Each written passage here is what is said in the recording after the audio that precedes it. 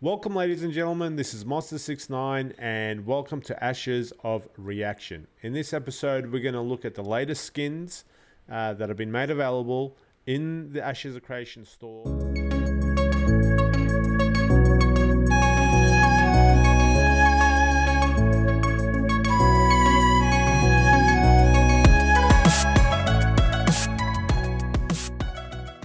So first off, these skins, obviously, they're themed around a particular race. And in Ashes of Creation, there's I think 8 races. There's 2 dwarven races, 2 elven races, 2 orc races, and 2 human races.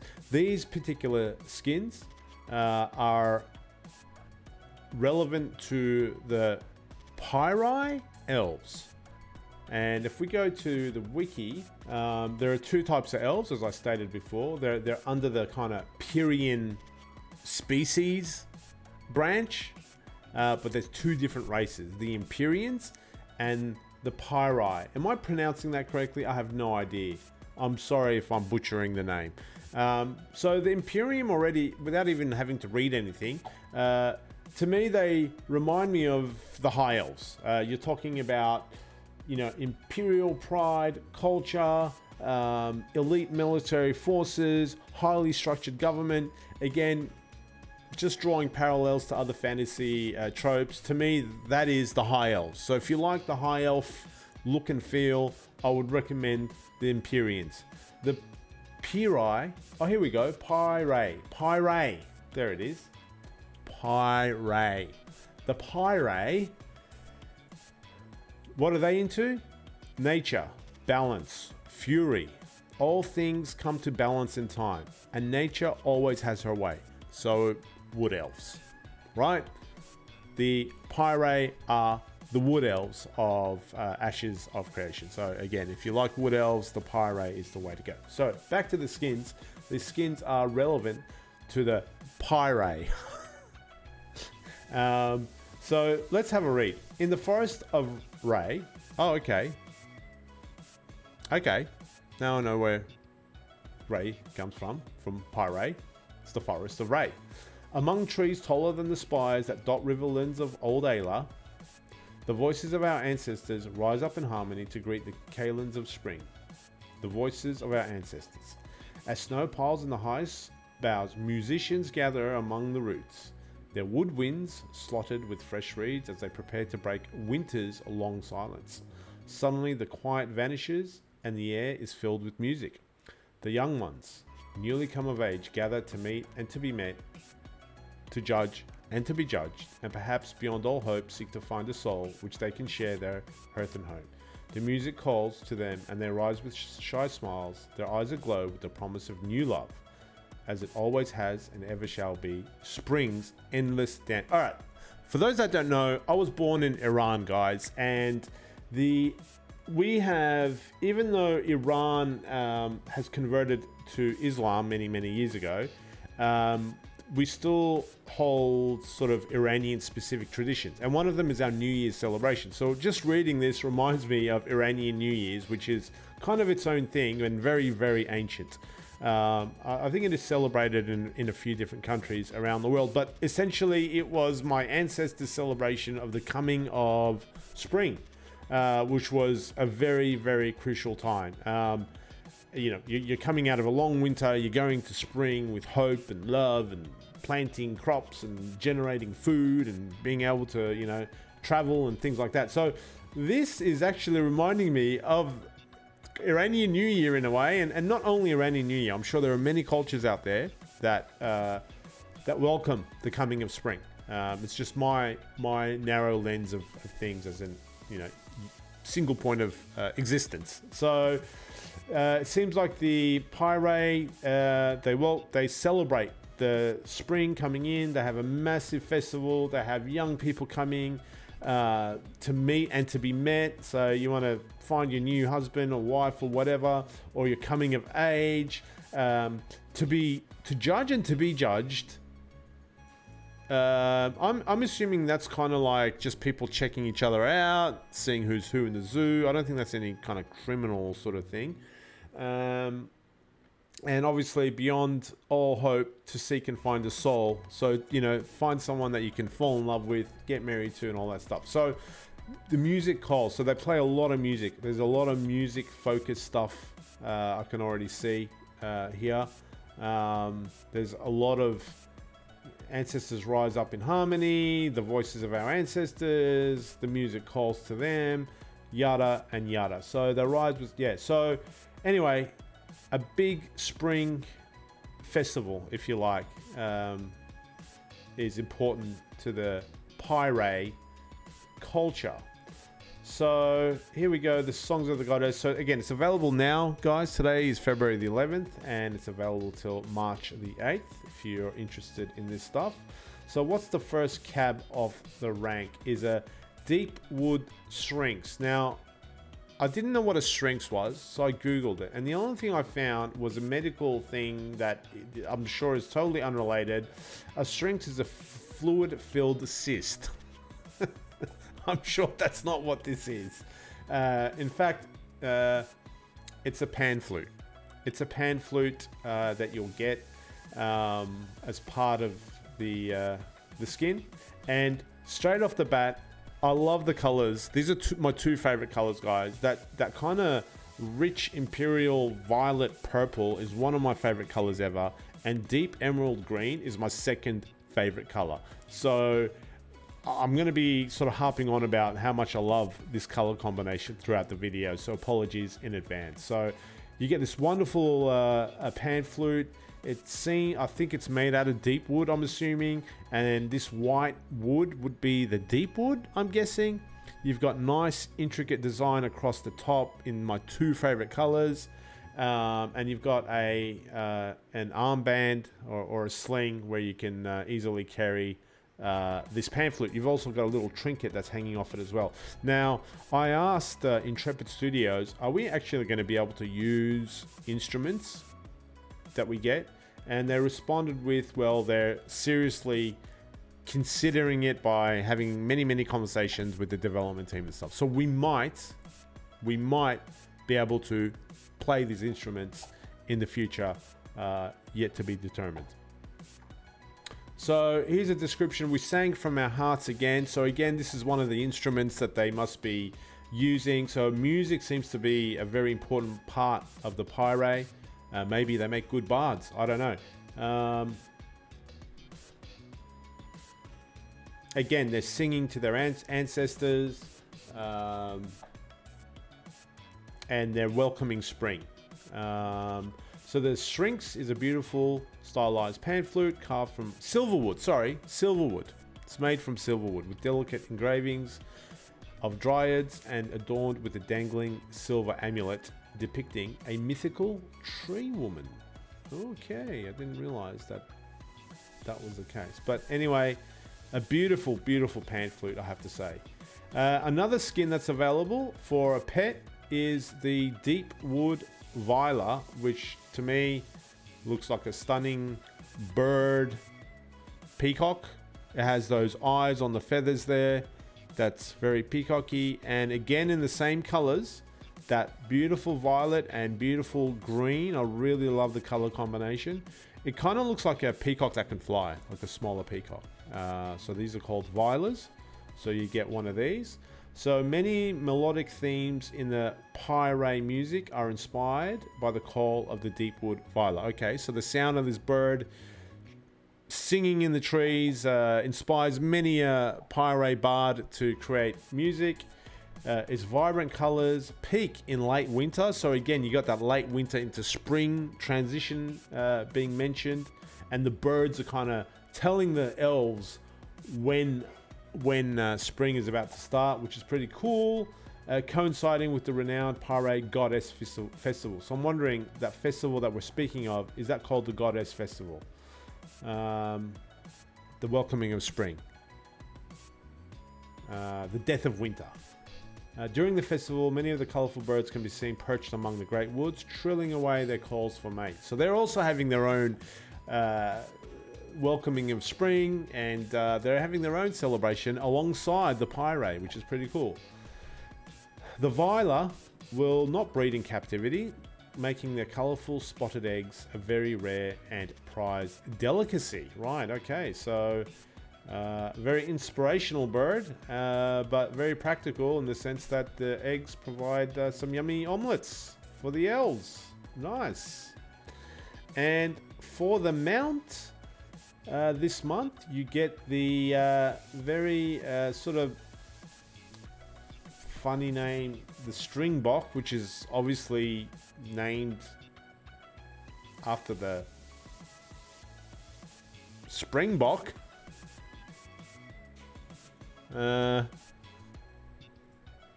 Which is here. Springboks. So am I a fan of like I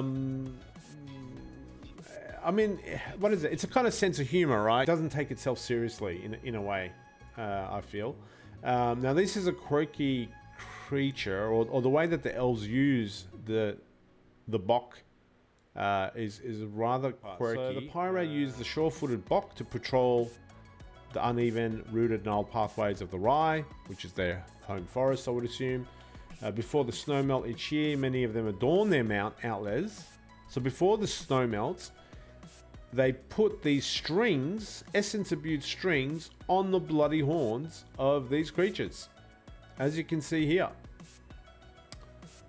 Now, is that animal abuse? I'm not sure. I don't know if someone, imagine someone like installed like an instrument on my head and they played it.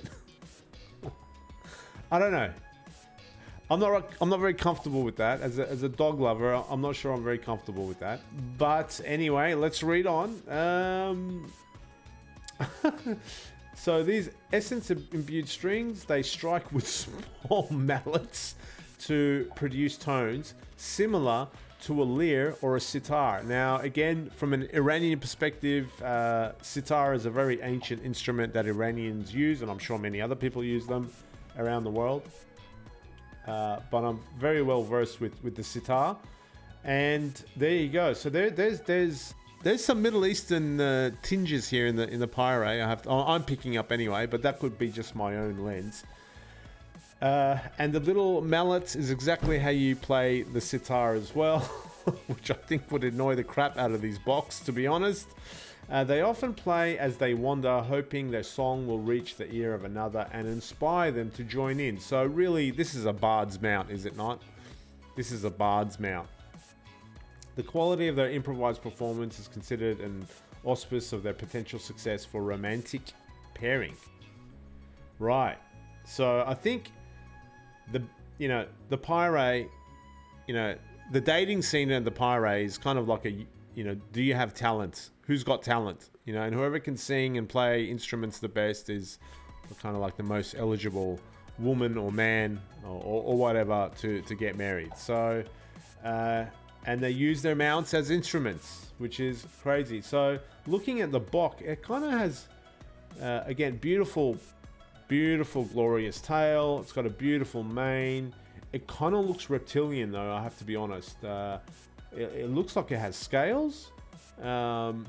It almost looks like lizard-like or kind of dragon-like, like the throat and the head and the main body. It's beautifully colored. Again, you have that kind of white, green and purple. I think that is the mallet that is used to generate the notes on this harp thing that they make on the head of this poor creature. But yeah, there you go. Interesting creature. I think this is good for bards. All right, next we've got the God Singer's Garb. For the Pyre, song is the highest form of worship. So again, music is definitely the Pyre's forte. They draw inspiration from the trees, the flowers, and the animals that are goddess's creation, and sing of them in gratitude. The magical essence within their bodies will resonate as they harmonize, amplifies their tune, and carries their songs for miles. So I think I've got these guys somewhere. Yeah, so I love this. outfit. I'm not a fan of over-the-top armor with massive shoulder pads, huge manga, like manga style armor and stuff. I despise, but more kind of practical looking, streamlined and basic looking armor is really what I love, and this is exactly it. Yet it looks stunning and the colors just bang. And again, my two favorite colors. So this looks amazing to me. You know, you've got very like simple sort of, it looks like leather jerkin, black as well, which is beautiful. Then you've got some baggy pants, purple baggy pants.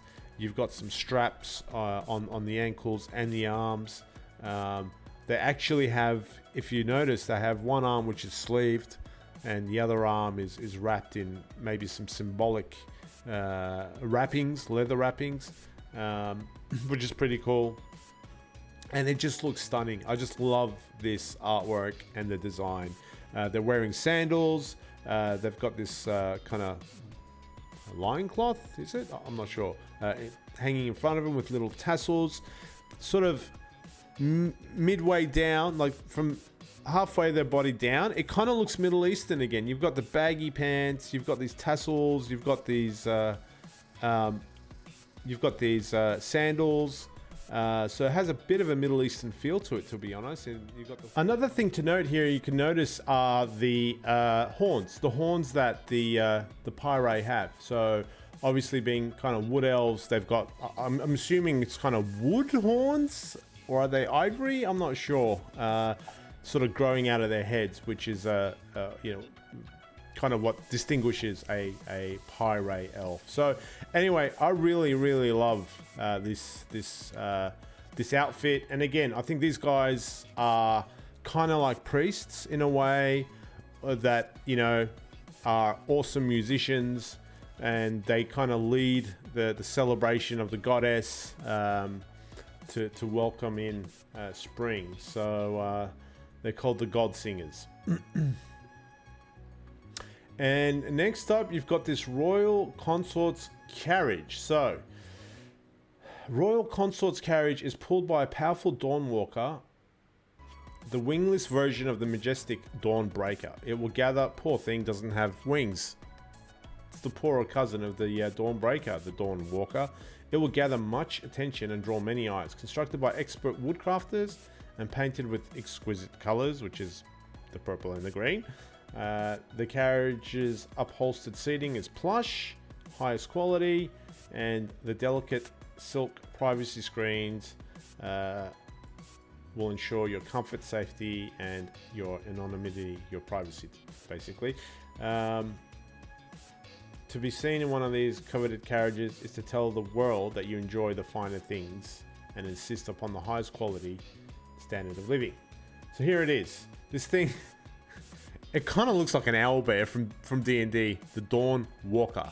Again, everything's purple, white, or green. It does seem to have a saddle on its back, so I'm assuming the guy that controls the wagon is sitting on the mount itself, whereas the passenger sits in this sort of nice, comfortable looking purple and green couch, which is pretty cool. You know, for me, when I look at this stuff and, you know, game developers say they're going to be releasing this stuff, my brain scrambles to what are the physics of this going to be like. You know, is it going to topple? Can it topple? Is it going to be like really realistic? If you go too fast, it goes up on one wheel and then the wagon kind of spins out of control and the animal gets dragged down with it. The horse and cart kind of mechanics very interesting to see how a developer implements that into the game, to be honest. But yeah, here you go. You've got a owlbear slash Dawnwalker and a very luxurious, I would say that's a two-seater at max. At the maximum, that's a two-seater. That couch is a two-seater. So it's like VIP transport. This thing is VIP transport. There's not much armor and stuff. Someone could just like snipe an arrow into that. So it's a very confident VIP transport. You're very secure in your surroundings, I would say. You're one with the people around you. No one's trying to kill you because you've only got curtains that kind of cover you up. So that, my friends, is the Royal Consort's carriage, which is pretty cool. It's not over the top either. I'm liking the simplicity, kind of streamline sort of look of all these skins, to be honest. And then we've got the Chortle Bow. Chortle Bow. When the organist strikes a chord, the percussive force of the blast wave from the largest of the Pyrean musical trees, this is a musical tree, can make even the greatest elder woods of the ancient forest bend in submission. So these trees are massive musical instruments. The chortle bow is a smaller version of this musical structure, so it may not bend any tree, but I believe that with time and practice, one could certainly burst the neighbor's windows. Man, imagine a village of the, like, no, man, no, that ain't gonna work. If people's homes were giant instruments, people would just be killing each other. Left, right, and center, man. There's no way that this works. No way. Is that where, are these, so you've got a, wait a second, what's going on with this picture? You've got a tree. I thought the tree was kind of behind the house. And then you've got, is it the roots of the tree form the structure of the house? And what is this green stuff? Is it like some sort of sap or is it material? And more interestingly, when you're inside, are these like translucent green windows? Because that would be nice. So is the tree on top of the house, and the house is made up of roots, exposed roots. How does one even build this thing? Must be through magic, right? Again, the trunk of the tree is just green and purple as well, and then you got the beautiful purple vibrant color. Again, this is my favorite color, this purple. So this color tone is right down my alley. Very, very strange thing. I don't know, can you play the instruments and make noise? Can you play the tree and blare music from it? Imagine a whole village of this stuff. Like I said, people will just be annoying each other. Maybe the Pyre have figured out how to be civilized about it all. But if it was humans, oh mate, there'd be world wars breaking out every second. So yeah, interesting, very interesting. The Chortle Bow? Chortle Bow. It's a freehold building. Freehold meaning that it's outside of the major cities and stuff. Cool. So that's it, guys. That's the end of the video. I hope you enjoyed it. That's the latest skins. If you like this stuff and you want to support the project and you want to use these skins, then, you know, jump in there, and there's all sorts of different packages you can get. If you're not part of the project yet, you want to get some keys to join the beta and stuff. These are all the packages that are available. So with this package, that symbol is the beta key, beta 2, I think, beta 2 test phase. You get the instrument. You get some currency to spend in the shop, and you get that watch indicates a subscription for a few months. So you get 2 months of game time, which is what that watch is. You get access to beta 2, which is what this key is. $25 of embers, which is what that coin symbolizes, and you get the Deepwood shrinks, which is the instrument. And then if you wanted more, then the Expeditionary pre-order pack, you get, and this one's the same, except you get 4 months of game time. Anyway, you can check this out yourself. I'll put the link below.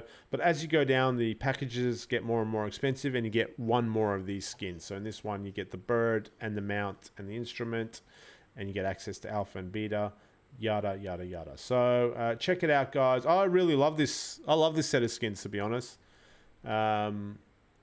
Yeah, my only problem is I'm not sure if I'm going to be a pirate. I haven't really decided what race I'm going to be. I'm settling on the Vec, so I'd probably want to get some skins and stuff that have to do with the Vec.